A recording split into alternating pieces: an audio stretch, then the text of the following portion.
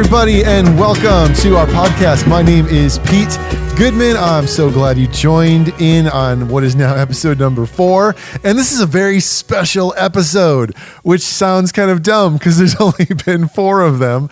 But something's kind of different here with this one. And we're going to spend a little bit of time talking about it and maybe explaining where I feel like this is all going, where I'm headed.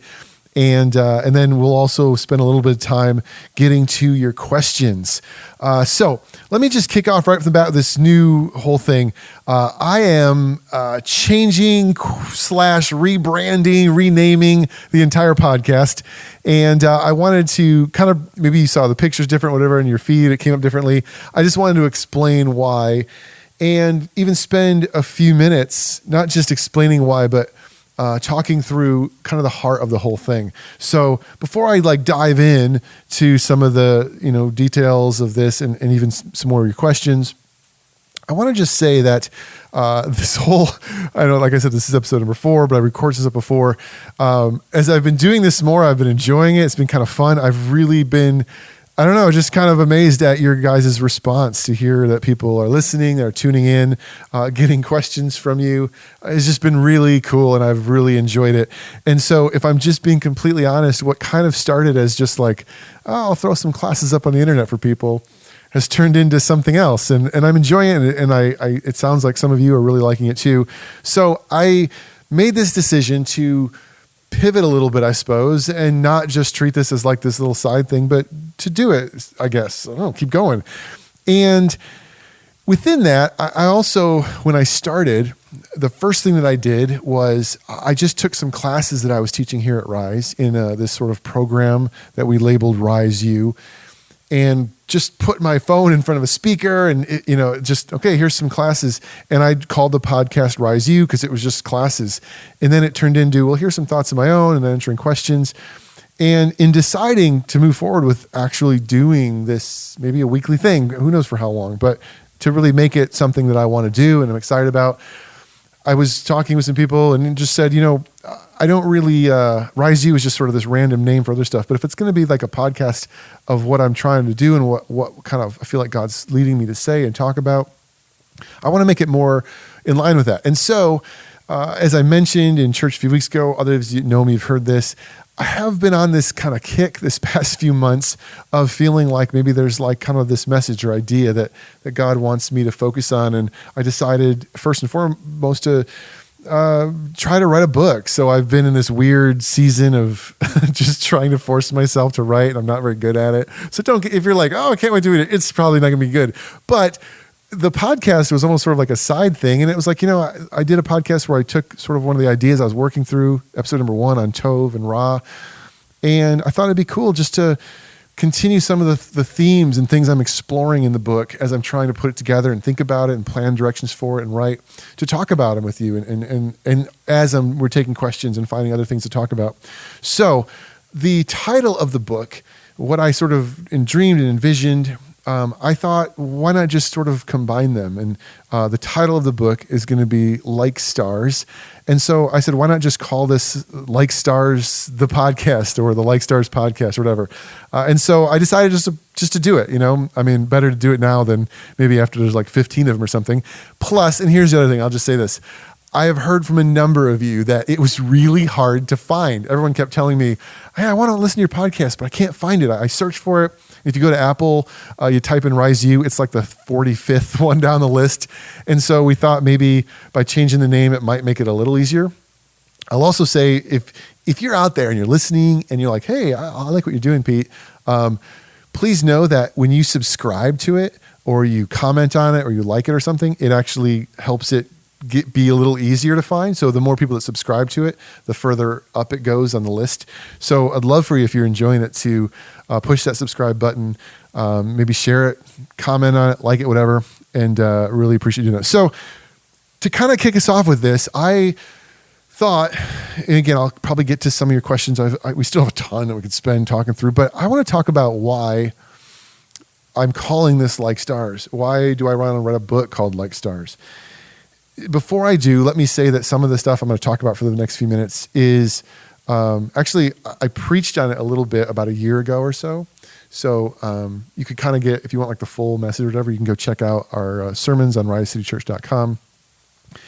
But let me just kind of give you where this comes from. I first saw this statement just randomly a few years ago reading the book of Daniel. And the book of Daniel is just a cool book.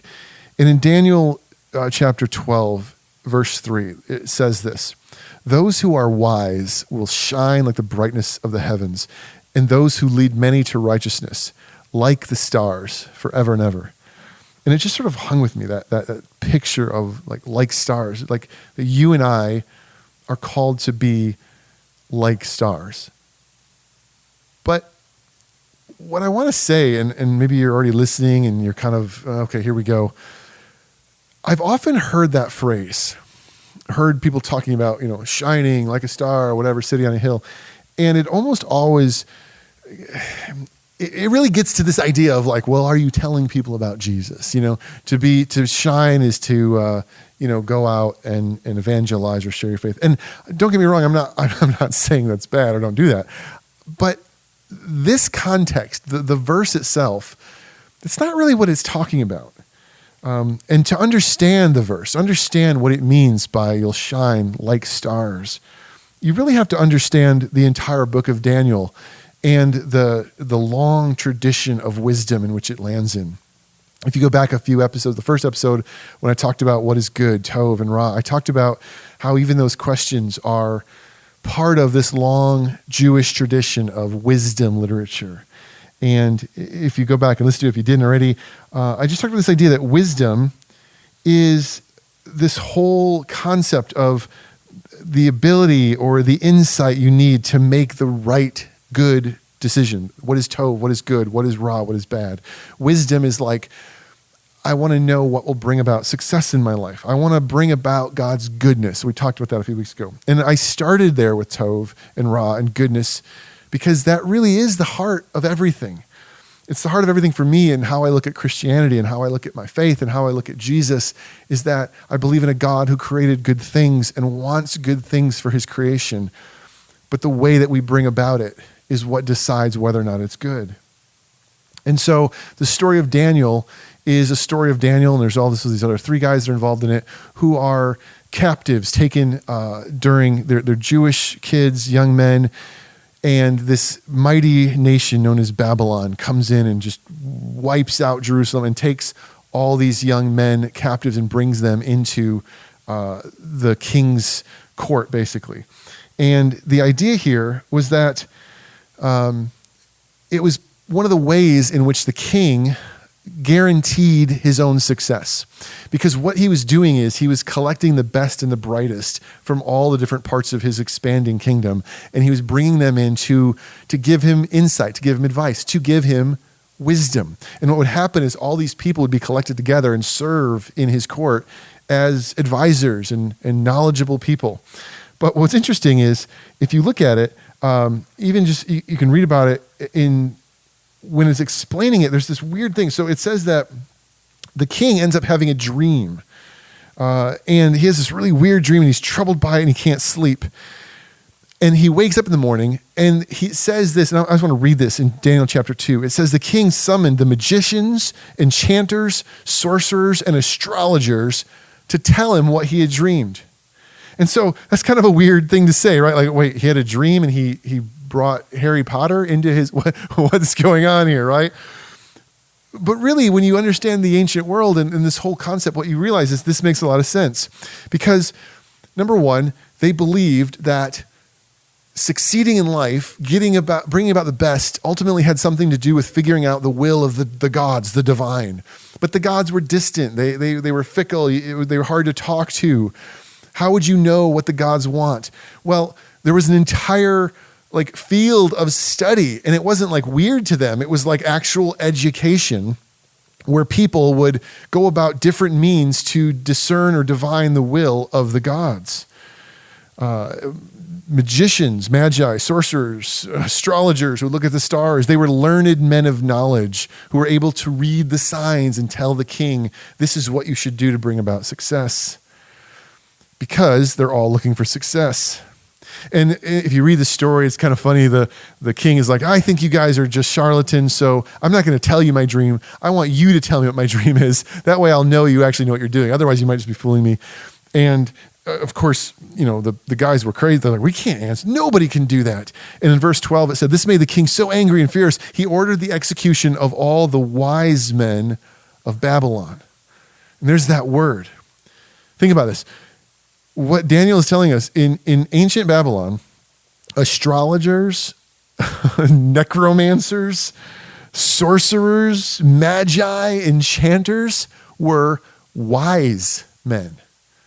And that's why maybe in kind of Christmas time, we talk about the three wise men. Sometimes we call them the Magi. Like it's kind of the same concept.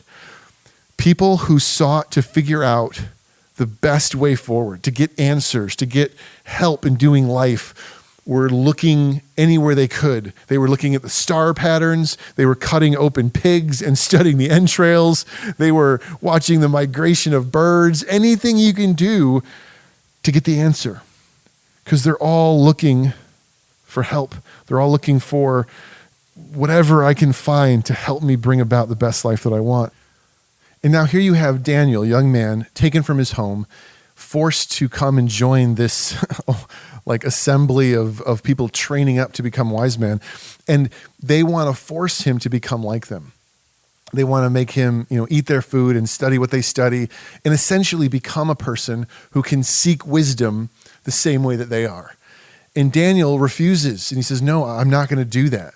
And there's this great moment where Daniel basically says, here, let's make a deal. How about you let me do things the way that my God wants me to, just for a season and then test. And they do this. And at the end, Daniel and his friends are healthier and they're smarter. And it's like, oh, wow, whatever you're doing, keep doing it. But then comes this dream, and all the astrologers and the necromancers and everybody's like, none of them can answer the king and tell him what his dream was. And they say, nobody can do that. Nobody can do that. But then Daniel hears about it. And Daniel actually comes to the king and says, you know what? You're right. No wise man, enchanter, magician, or diviner can explain the mystery of your dream, but there is a God in heaven who reveals it. And it was such a great moment where Daniel basically says, you're right. None of these guys can do that because they don't really have wisdom. They're trying to find wisdom from things that aren't actually going to bring it. True wisdom comes from one place and one place alone, and it's God. And so Daniel tells him the dream, explains it all to him. And of course, what does this do? Daniel ends up being elevated to the second highest position in the land. He becomes in charge, and the whole world suddenly has to look to Daniel, and he's the man. It's a pretty cool story, right? It's that context. It's in that story, a few chapters later, that the book says, those who are wise. Well, all of those guys were trying to be wise. Everyone that was trying to study the stars to look for patterns and signs were trying to be wise, because just think about the dynamics of politics of that moment. If you're a person living in the king's court and you have the ability to give the good answer, you have the ability to bring about success for the king, what would happen to you? You would shine like a star, like you would get elevated. That's what happens to Daniel. Daniel is the one who stood out among all the other people.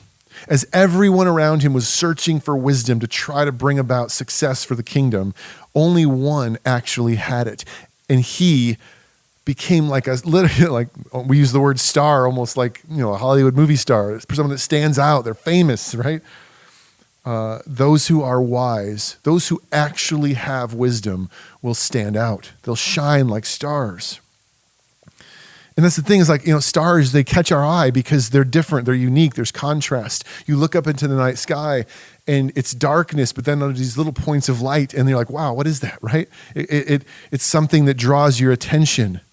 And Daniel is saying people who actually have wisdom, people who actually have this thing we're all looking for, will draw the attention of the world around them. There will be a contrast between them and other people. And here in this moment in Babylon, they were trying to force Daniel to accept their wisdom and go their way. And he said, no, I'm going God's way. On the one hand, you have these supposedly wise men who do what Babylon says to do, what human wisdom apart from God comes up with, how it seeks to discern the will of the divine and get insight from things apart from God. And then on the other, you have this young Jewish boy who's completely committed to his God. He won't compromise, seeking wisdom from heaven alone. One of those fades into the blackness. The other shines out like a star.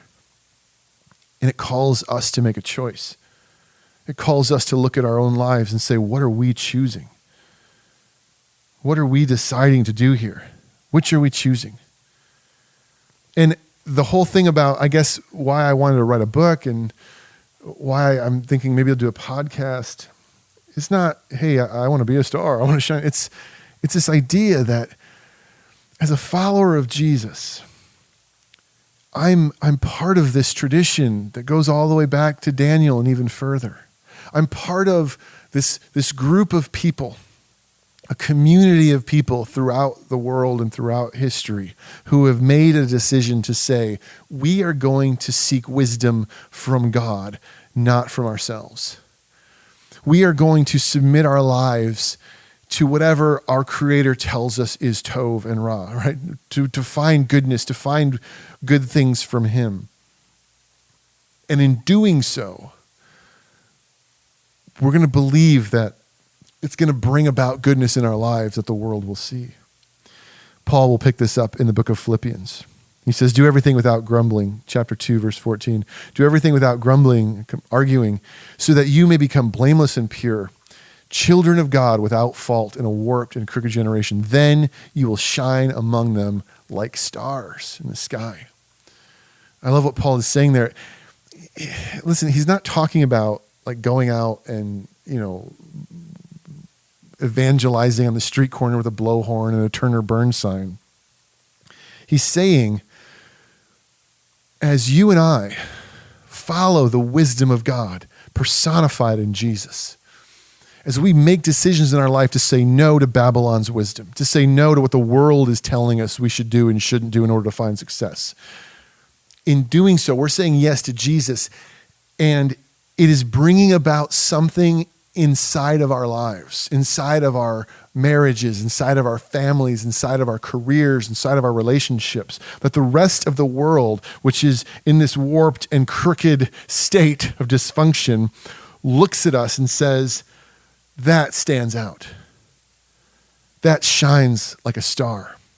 It's not about, there is something about sharing the gospel that is, I guess, quote unquote, shining. But even if you go back to Israel, and when Jesus says you were called to be a city on a hill, a light, you don't light a lamp and put it under a bushel. The context of even those statements was he was talking about Israel. The people of Israel were called to be a light to the world. But here's how they were called to be a light to the world. If you go all the way back to Exodus through Deuteronomy, what you see is that God said to them, I want to bless you. I want to give you your own land. I want good things for you. And I want it to come about because you obey me and follow my wisdom. And then the rest of the world will see how good your lives are. They'll see how much hope and peace and blessing exists in those who actually trust in their Creator. And they will be drawn to it like moth to flame. You'll shine like stars in the world because what I'm giving you is so much better than what the world has to offer. And the tragedy of their story was instead of taking God's goodness, receiving it, and living it out by obeying Him, they just followed the broken world and became as broken and ruined as everybody else. And eventually God said, not only are you not shining like stars, you're actually defaming me. You're making me look bad. You're saying, I'm your God and your lives are terrible, but it's not my fault. It's because you're not trusting my wisdom. You're following the pagan ways of your neighbors. So choose today to follow me. Choose today to say, God, you're in charge. You know what's better for me. You have life and I want it.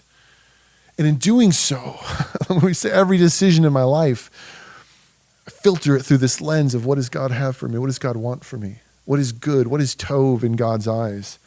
And in doing so, I believe that my life will shine, and I want to shine like a star. And like the idea of, even calling this podcast Like Stars, calling my book Like Stars, it's like I want people who call themselves followers of Jesus to be living lives that look different than those who don't. And I don't just mean different for different sake. I mean, if Jesus is not offering a better life, then what is this all about?